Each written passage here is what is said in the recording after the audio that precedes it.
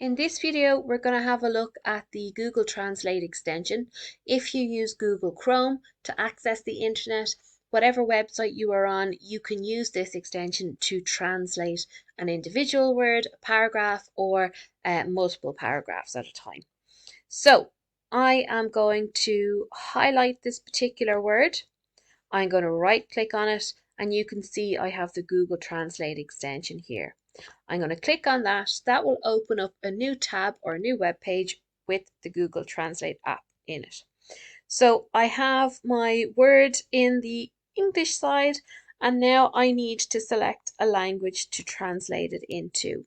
You can use the drop down and you can go through all of the different languages that they have and then just select a particular language that you would like to translate it into. So it'll give you lots of different options or synonyms for that particular word. If you want to hear it, you can click on the little speaker. You can stop it at any time. You can copy it. You can share it. You can also swap the languages around. So you can go from French back to English again. So that is up to you.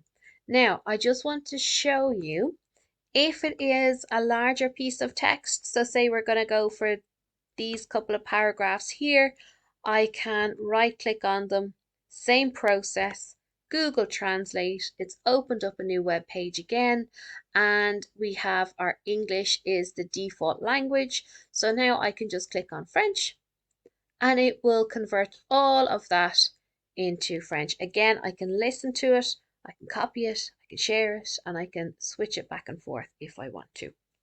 So that's how you use the Google Chrome extension of Google Translate.